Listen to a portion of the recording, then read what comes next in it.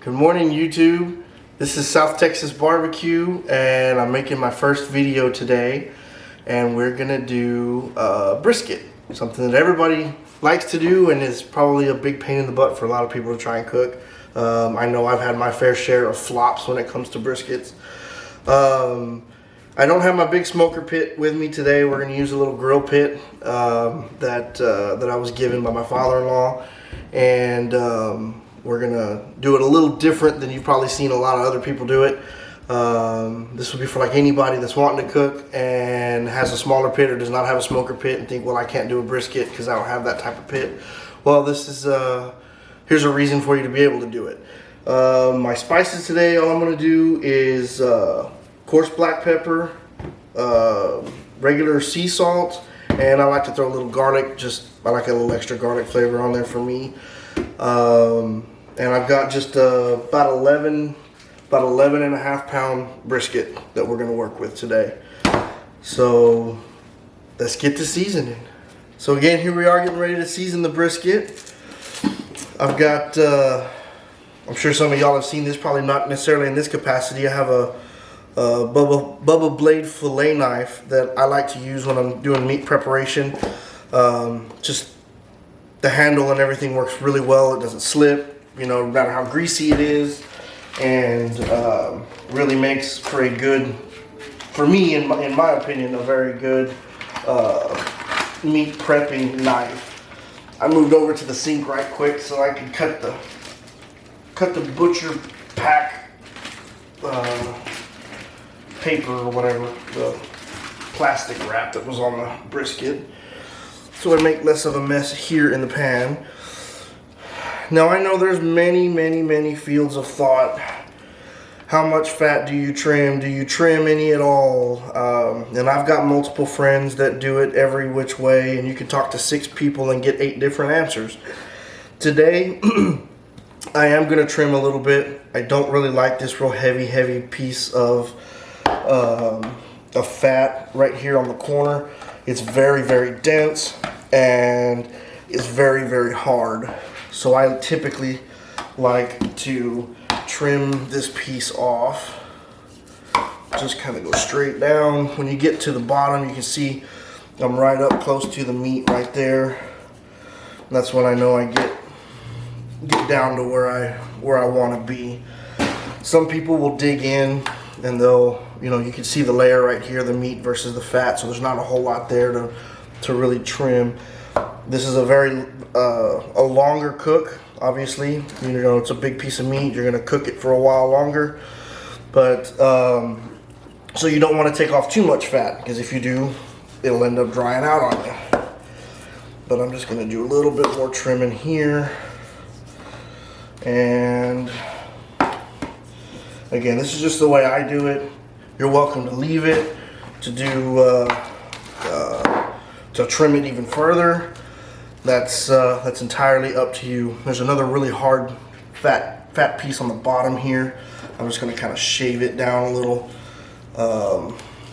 This one, like the other top corner there, is very hard. This is actually the one, I apologize, this is the one that people will dig into and can dig out a big notch right here. I'm just going to make it nice and smooth. So now that the gist of the trimming is over, I'm going to start with my garlic powder, and I'm going to throw that on here.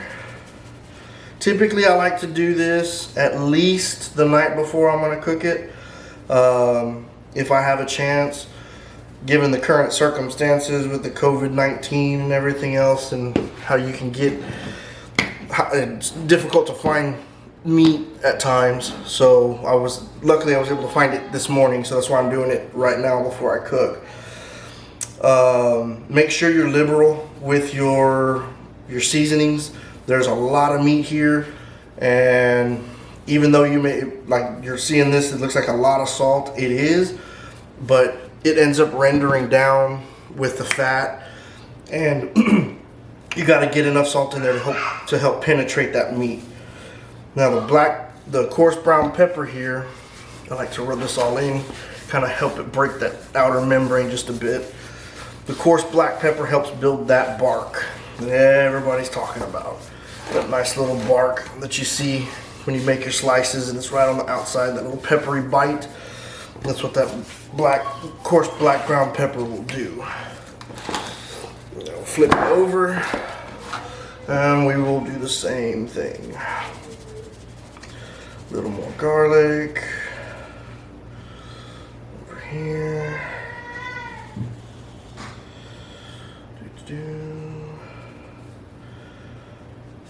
And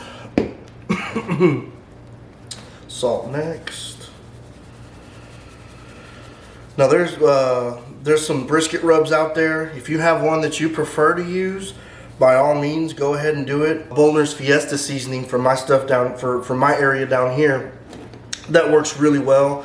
They're based out of San Antonio, Texas, and me being this far south in the Rio Grande Valley, that's one of the biggest suppliers of spices that we have down here, other than what we can get from Mexico and things like that.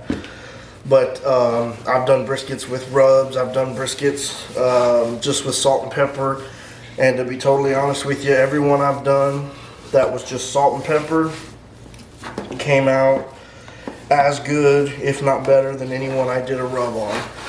So we are going to go with it on this route. You'll see a new pit that my dad and a friend of ours are building for us. It's not exactly a smoker pit, but it's a very large pit that we can use as a smoker if we want to. So now that this is seasoned and ready to go, I'm gonna go check on the pit, make sure the fire is ready, and we'll be throwing this thing on for the to get this thing cooked up. So like I said, I'm using a little grill pit today. I don't have my big smoker with me because my patio is a little small for the time being. But I've got my fire built on the right hand side of the pit, and I'm going to put the brisket fat side up on this side of the pit. So it's going to kind of indirect, but it's going to kind of grill as well. So we're going to go ahead and throw this big boy on here, like so. And you're going to want your fire to get to about, for this, I'm running it somewhere around 300 to, I don't want to go over 350. In fact, I really want to keep it closer to 300. Just given the style of cooking. If I was smoking, obviously it'd be a lot slower, and we would be cooking more like 250, 275. So we'll let this thing sit here for. We're gonna go open. I'm gonna probably flip it because it's kind of a grill, a little more of a grill style. Here in about 20-30 minutes, I'm probably gonna go ahead and flip it and let it sit on that side for about 30 minutes, monitoring the temp, making sure it doesn't spike or anything like that. I'm using B&B Expert's Choice charcoal. It's the first time I've used it, but actually I take it back. I have used it once before on a trial basis cooking some chicken, and it worked really well. So we'll see how it works on a longer cook like this. Right now with it closed down, we're right at 300. Still rising a little bit, but should hold steady there. A good thermometer is always vital to making sure that you know where you're at while you're cooking at all times. So we're gonna flip it every 30 minutes for the first probably 2 hours, 3 hours, something like that. Once we get the color that we like, we're going to then wrap it and basically let it sit for another 3 or 4 hours, and by then everything should be pretty darn tasty. Well, it's been about 15-20 minutes, and we're gonna check on it, see how we're looking here. The pit's running a little hotter than I had thought it was, so we may end up turning it a little sooner. It's not too bad. I'm gonna go ahead and turn it anyway. See if I can't get get this fat to start rendering down a little bit here. There we go. Starting to, so you can see, starting to get that color in there, what we're looking for. Don't be afraid to flip it. To me, you know, you get the best of both worlds doing it that way. Some say fat side down, some say fat side up. Well, hey, you know what? I'm doing it both ways. So, am I wrong? Am I right? I don't know. We'll see how it all ends up in the end. So, we'll leave it on here for probably another 30 minutes or so and check on it here in a bit. Hey everybody, we're getting ready to flip it again. Just to see, take a look at that. See how that fat's rendered down on the top there? It's all nice. Got a nice little bark on there working. Everything's looking really good. Let's take a look at the other side here and see. Oh yeah, look at that. Probably wouldn't hurt to get a little more color on this side. So I'm gonna leave it over. Leave it over like this, a little closer to the fire.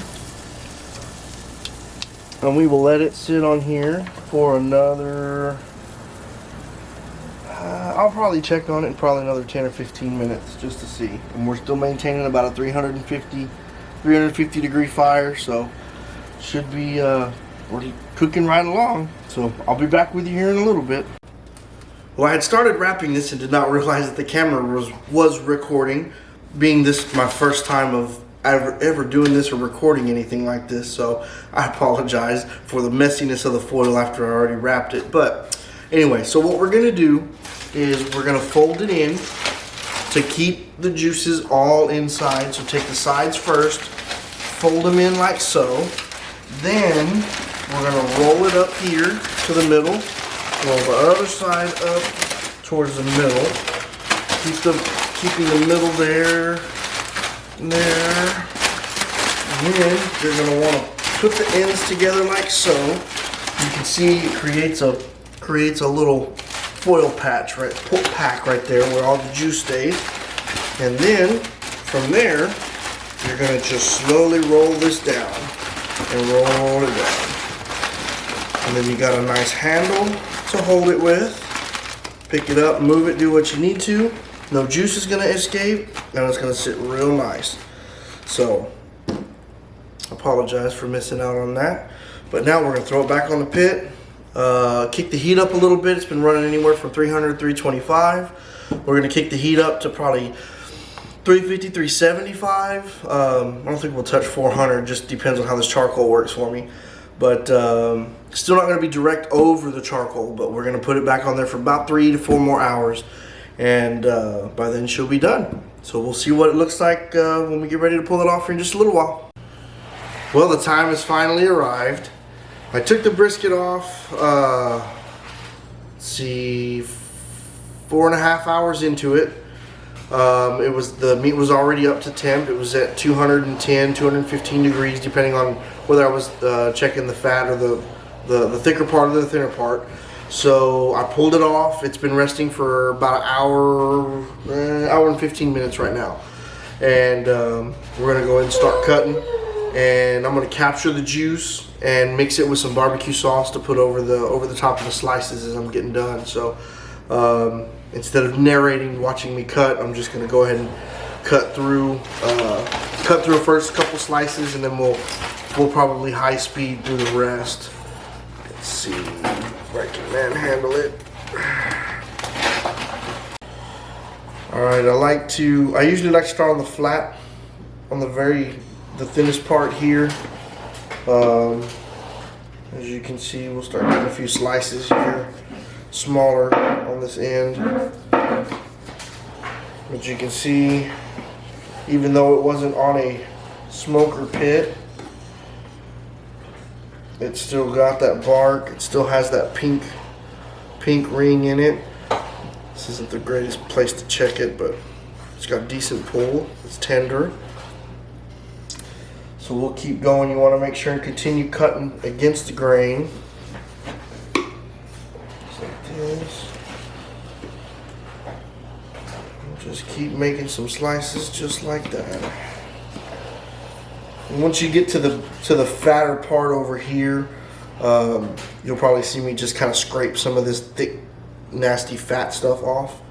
But that's pretty much what it's gonna look like there.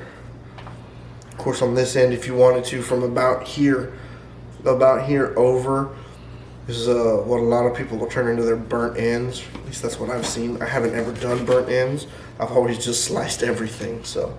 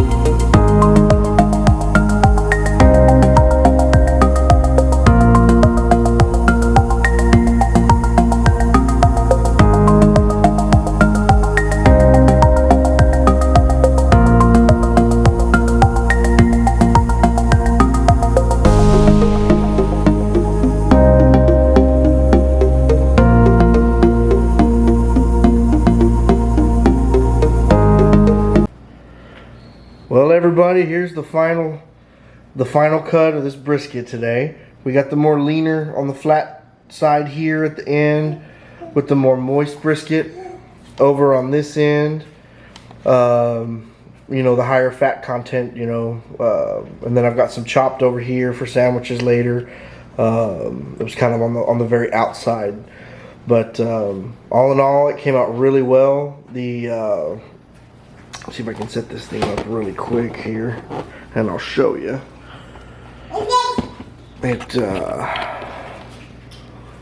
The pull test on it, if you grab a slice, you can see it pulls really, really easy, which is exactly what you want. It's got a little bit of tug. You know, it doesn't just fall apart in your hands, but it does come apart very easily. So all in all, this brisket cooked down really well. I'm very, very pleased with it.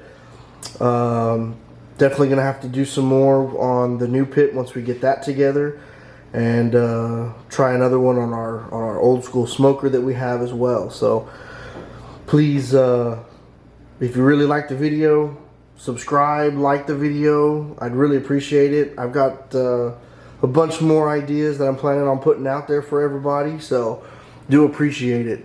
Thank you.